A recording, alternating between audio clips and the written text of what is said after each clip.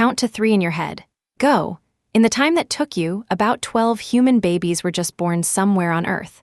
Right now, there are 8 billion of us, spread across almost every corner of the planet. We build cities in deserts. We live on ice. We fling machines past Pluto. We feel, honestly, unstoppable. So here is something that should give you chills. More than once, our entire species came within a whisker of blinking out completely. Not a country, not a city. The whole human race shrunk down to a number you could fit inside a single stadium. By the end of this, you will know the 6 closest calls in human history. And the last one is so extreme that scientists almost did not believe their own data. Let's count down, starting with the scary, and working our way to the one that should genuinely keep you up at night. Number 6, the night we almost did it to ourselves. October 1962. The Cuban Missile Crisis. For 13 days, the United States and the Soviet Union stood with their fingers hovering over enough nuclear weapons to end civilization. Most people know that part. Here is the part most people don't. Deep under the Atlantic, a Soviet submarine was being rattled by American depth charges. The crew was cut off from the world, the air was running out, and the temperature inside had climbed past 100 degrees. They were convinced the war had already started up above. The captain wanted to fire a nuclear torpedo and take the American ships with them. But to launch it, 3 officers had to agree. 2 said yes. One man, named Vasily Arkhipov, said no. One person. One quiet no in a sweltering metal tube at the bottom of the sea. That is the entire reason you are watching this instead of glowing in the dark. Not a bad day at the office, honestly. Most of us feel proud just for answering emails. But nuclear war is a threat we invented. The next one's nature handed to us for free. Number 5, the plague that emptied the world. In the 1300s, a disease swept out of Asia and into Europe, and it moved fast. We call it the Black Death. In just a few years, it may have killed up to half of everyone in Europe. Whole villages simply stopped existing. There were not enough living people left to bury the dead. Picture your street. Now picture every second house on it going silent and dark, forever, inside a couple of years. Ships drifted into harbors with entire crews dead at the oars. People fled the cities and carried the plague with them into the countryside, so there was nowhere truly safe to run. That is not a horror movie. That was ordinary life in the 1300s. Humanity survived, but it staggered. And it would not be the last time something invisible nearly ran us into the ground. Number 4, the long, killing winter. Go back around 20,000 years to the coldest grip of the last ice age. Giant walls of ice buried much of the northern world. Food vanished for months at a time. Getting wet could kill you.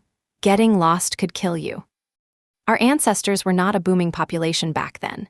They were scattered bands, small and fragile, hanging on through winters that would drop a modern human in hours. No stores, no heating, no backup plan, just sharpened minds, animal skins, and a fire they guarded like treasure, because losing it could mean losing everything. They made it through with fire, fur, and each other. But they were playing survival on the hardest difficulty setting, and the game was absolutely trying to delete them. And yet, compared to what came before, the Ice Age was almost gentle, because now we go deeper. Now the numbers start to get scary. Number 3, the year the sky turned to ash. Around 74,000 years ago, a volcano on the island of Sumatra did not just erupt. It detonated. Toba was one of the largest eruptions in millions of years. It blasted so much ash and gas into the sky that, according to one major theory, the planet cooled and darkened for years. Some scientists believe the human population crashed hard after Toba, maybe down to just a few thousand people worldwide. A whole species, reduced to a crowd smaller than a music festival. Now, I have to be honest with you.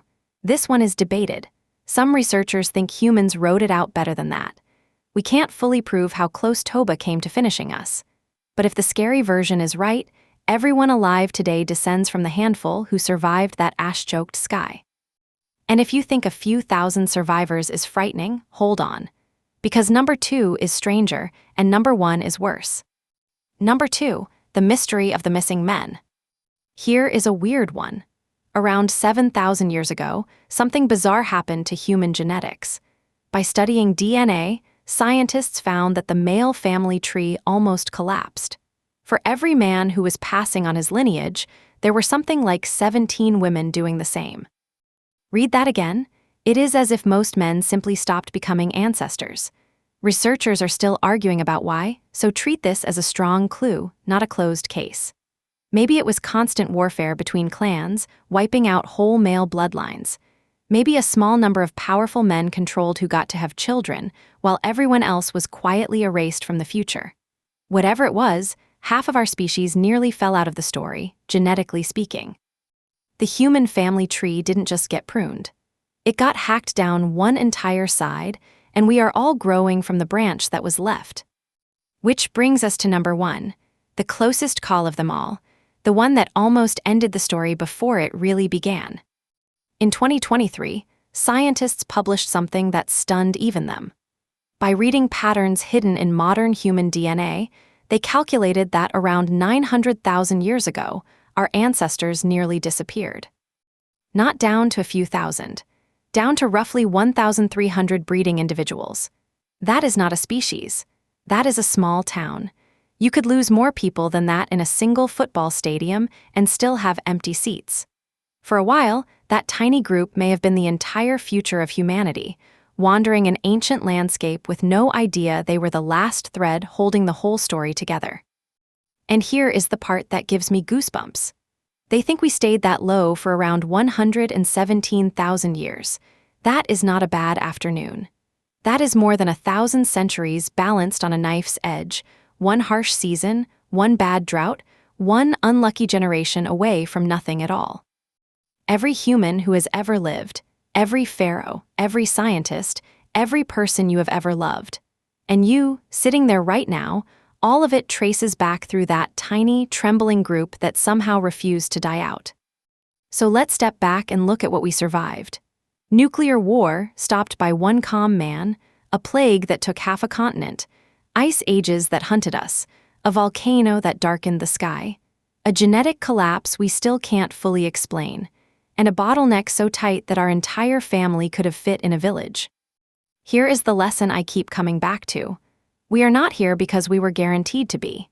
We are here because, again and again, a small, stubborn group of humans refused to quit when the odds said they should. Our whole species is basically the sequel nobody expected, because the main characters almost died in the first act 6 separate times. So the next time you feel small or fragile or like the world is too big and too hard, remember this. You are the descendant of the ones who made it through the ash, the ice, the plague, and the dark. You come from a line of survivors that stretches back nearly 1,000,000 years, and not one of them gave up before you got here. We almost went extinct. We didn't, and that might be the most incredible story on Earth.